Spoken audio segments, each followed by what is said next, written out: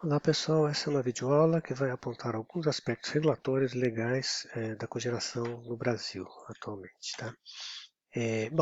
Todo o sistema de concessão de geração e distribuição de energia é regido pela Lei 8987 de 95, que é uma lei geral sobre concessões, né, dos governos nos 3 níveis, tá? Que está previsto na Constituição Federal, concessão de serviço público. Né?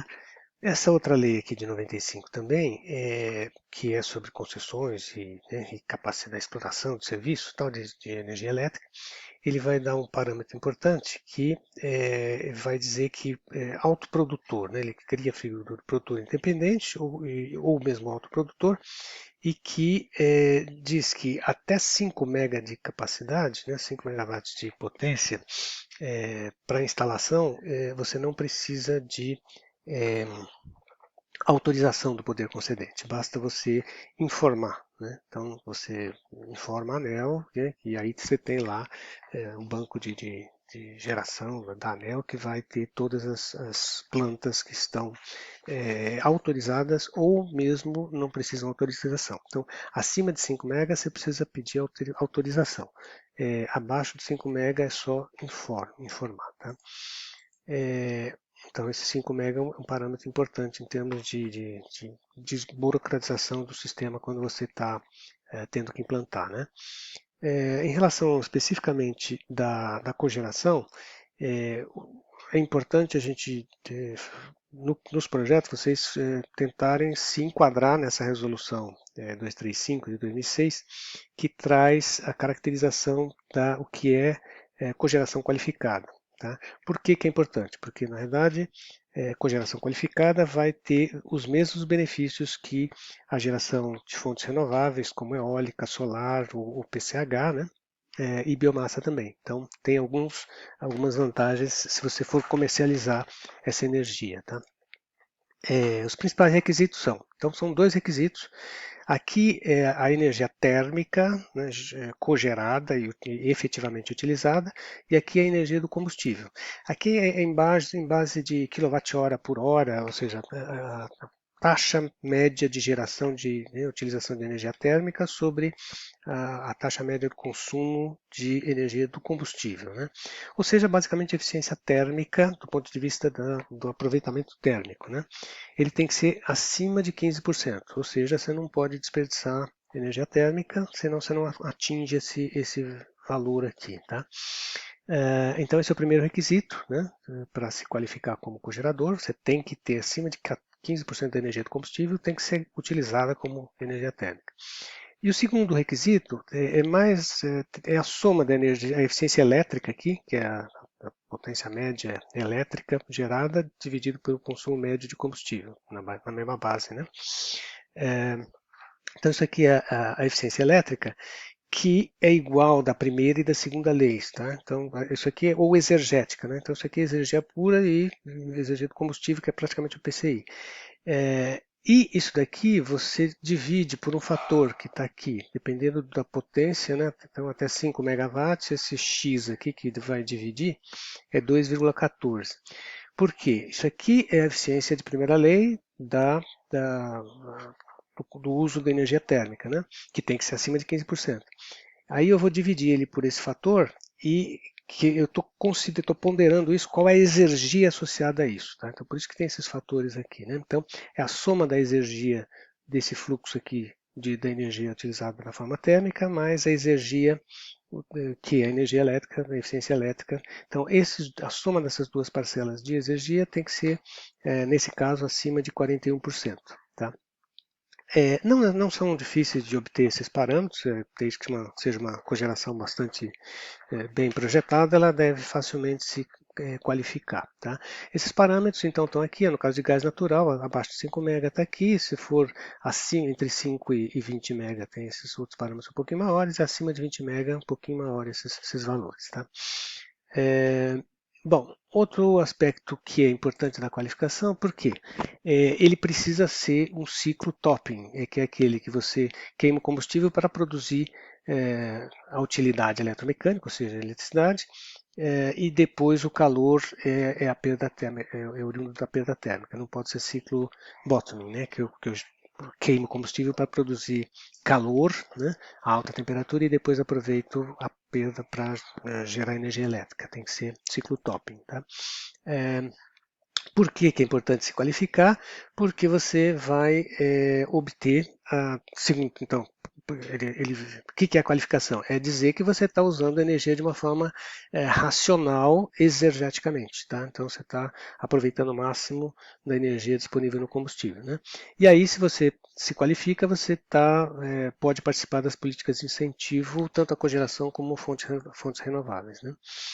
É, um aspecto importante, por exemplo, centrais termoelétricas que utilizam só biomassa como fonte primária, não precisa de qualificação para usar esses benefícios. Tá? Então, por exemplo, as usinas de açúcar e álcool que queimam bagaço, só bagaço, elas não precisam demonstrar que são cogeração qualificada, elas têm direito a usar esses benefícios por ser biomassa exclusivamente. Né?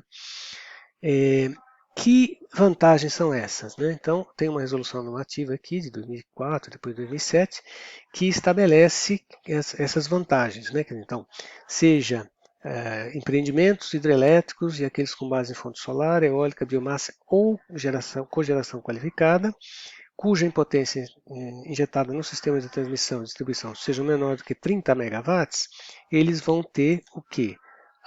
Uma redução de 50% da tarifa de uso do sistema de transmissão, no caso de usar em alta tensão, e da TUSD também, do sistema de distribuição. Isso vale tanto para a energia que você está injetando no sistema, como da energia que eventualmente você compre. Então, quando você comercializa, né, você gera para você e o excesso você vende, você vai ter o desconto de colocar na rede de 50% da TUSD e da TUST, né? Que hoje em dia, em geral, está mais ou menos metade do preço da energia total. Né? Metade é da geração e a outra metade é do sistema de transmissão e de distribuição. Tá? Então é uma vantagem interessante. Tá? Isso daqui é basicamente quando eu estou vendendo e comprando energia. Então eu sou um cogerador, mas eu vou ter aquela estratégia de poder comprar e vender energia da rede. Tá?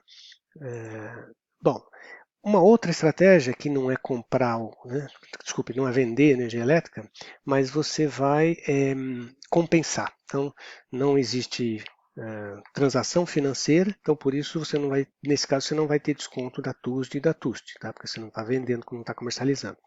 Mas a energia que você injeta na rede e que você recebe de volta não é cobrado, né? O quanto você injeta é descontado do valor, exatamente aquilo que você pagaria, tá? Então você não está sendo cobrado até esse momento, né? Mas quem que pode se beneficiar dessa resolução? Então, microgeradores, que é geração basicamente para setor residencial e comercial de pequena escala, até 75 kW. Né? Lembre-se que isso é a mesma que o solar atualmente. Né? Então, quem instala um fotovoltaico na sua casa está usando essa resolução aqui e está nessa faixa de microgeração. Uma pequena cogeração até 75 kW de capacidade, de potência, também estaria enquadrado nessa situação. Por exemplo, acho que um dos projetos que é um bar aí poderia entrar nessa característica aqui. E a mini geração distribuída é de 75 até 5 MB. Então, sistemas acima de 5 MB não podem trabalhar com essa resolução aqui, que seria processo de compensação. Ele vai ter que vender e comprar energia. Então, teria que. E aí vai ter aquele desconto se ele for cogeração qualificada, na TUSD e na TUST. Né? Assim, também aqui um outro aspecto é que você não pode instalar, né, para o teu sistema, como você não vai vender, não faz sentido você instalar uma potência muito maior do que aquela que é a sua demanda, ou o seu contrato de demanda, ou a potência instalada no pequeno, né? Então, porque você não vai poder vender, né? Os modelos de negócio que tem, quer dizer, como é que você pode se qualificar? Autoconsumo é você produzir para você e jogar para a rede o resto, tá? Que é o mais comum. Autoconsumo remoto é quando você tem uma segunda unidade, então você instala a sua cogeração numa planta e na mesma área de concessão, da mesma concessionária, você tem uma outra unidade, uma loja, por exemplo, a UFABC, se tivesse uma cogeração em Santo André, ela poderia beneficiar também São Bernardo, tá? Compartilhar energia com o consumo de São Bernardo, né?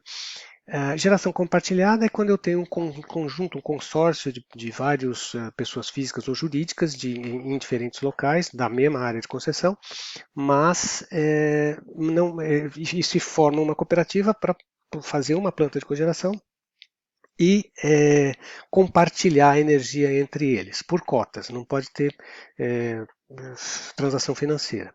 E condomínio é quando eu estou na mesma unidade, então é um prédio, por exemplo, está na mesma, né, não pode passar do outro lado da rua. Ou é um prédio e está uma casa ao lado e tal, que você está. Então você faz o condomínio faz a implantação e também a energia produzida é dividida em cotas. Né, para todos não pode ter transação financeira. Tá? A energia que foi injetada no sistema, ela tem até 60 meses para ser utilizada, então é feito em cada conta, é feito a análise de quanto você consumiu, quanto você injetou e a diferença é o que você paga. Se a diferença for zero, você ainda assim paga ou a conta de demanda, se for do grupo A, ou a demanda, o custo do sistema, que é diferente se é bifásico, monofásico ou trifásico. Tá? Mas nunca zera a conta, então. Custo de disponibilidade do sistema, né? Se é para residencial ou classe B. Bom, aí também tem uma ordem de compensação, então 100% você vai compensar primeiro tudo na unidade onde foi gerado e depois, se tiver um segundo endereço ou outra repartição, vai para os demais endereços. Né? Tudo que seja tem que ser na mesma área de concessão. E também, caso haja diferenciação de tarifa, tanto a geração como o consumo vão respeitar essas classes de tarifa. Então, a energia cogerada na ponta é mais, né, quando eu jogo no sistema, ela vai ser compensada do consumo da ponta, o mesmo custo específico. Né?